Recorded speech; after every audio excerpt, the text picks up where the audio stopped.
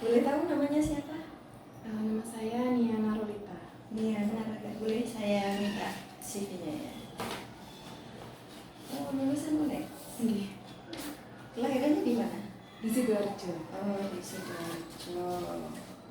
S1 TG PAUD. Lulus dari UNED tahun berapa? Masih barusan ini. Oh, barusan lulus.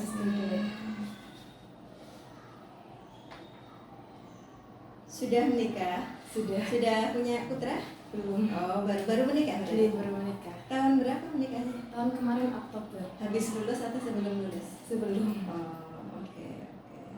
Pernah punya pengalaman mengajar? Kalau pengalaman itu waktu itu kalau COVID kan kita online di rumah. Jadi saya dimintain tolong sama saudara mengajar di TK-nya selama 1 bulan, menggantikan guru yang keluar dari situ. Jadi di situ kemudian dari waktu sekolah di Jember itu kan ada kegiatan namanya asistensi mengajar, itu mengajar di TK Jember selama 4 bulan. Kemudian ada KKPLB juga itu 1 bulan di TK terpencil di Jember. Oke, berarti mengajar dalam rangka tugas sekolah ya, yang itu. Mengajar apa? TK-nya atau SD-nya? TK-nya. Kelompok bermainnya atau TK-nya? Kalau yang di Jember yang di kota itu di TK-nya. Kalau yang di desa itu kelompok bermain.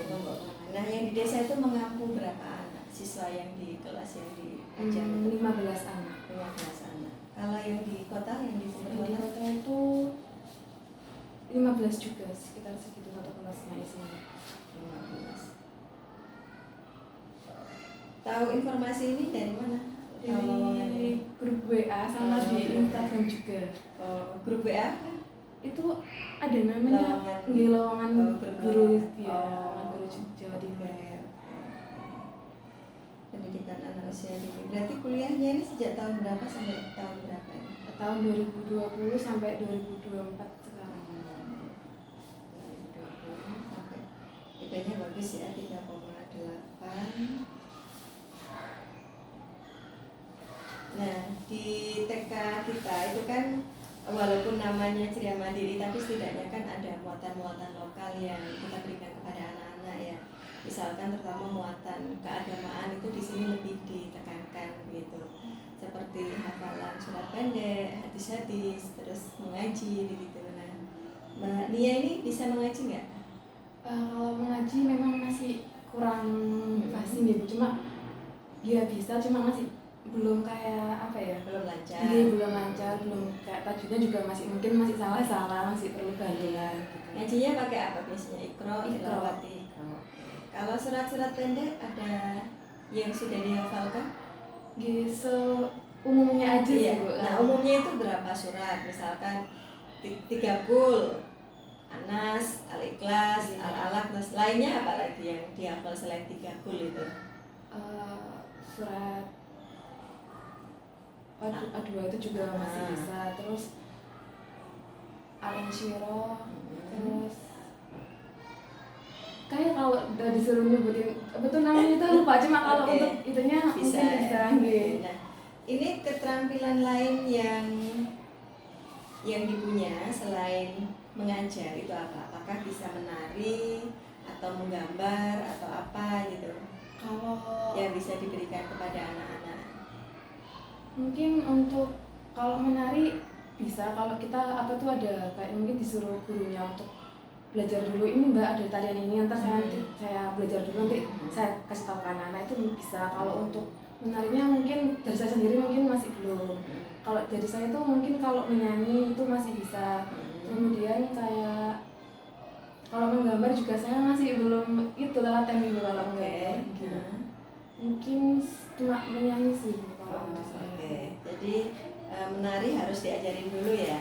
Artinya kalau anak jadi guru TK itu kan kita harus punya kreativitas, misalkan tidak harus tari tradisional, misalkan lagu anak-anak yang kupu-kupu, bebek-bebek, mentok-mentok itu kan kita bisa membuat kreasi tari sendiri dengan lagu itu. Nah, kira-kira kalau semacam itu bisa nggak? Misalkan di setiap 1 minggunya anak-anak itu diajarin satu tari, bukan satu tari modern gitu. Tari modern itu artinya bukan dari lagu tradisional gitu. Nah, kira-kira punya kemampuan nggak untuk mengajarkan tari pada anak semacam itu? Mungkin saya bisa mencobanya. Mungkin saya akan juga belajar lagi kan, juga masih lulusan baru, perlu juga belajar sama guru-guru di sini juga. Saya sharing gitu. Kalau misalkan ada satu kasus gitu ya, anak tantrum sementara di sisi yang lain, kalau misalkan pegang kelas sendiri kan para pegang kelas sendiri ya dengan jumlah 15 anak. Nah, nanti mungkin kalau di tempat kita karena jumlah murid TKA-nya sekarang itu ada 55 dan itu nanti dibagi menjadi 3 kelas ya, kurang lebih muridnya antara 15 sampai 17 gitu ya. Kelas kecil itu dihandle dengan satu guru.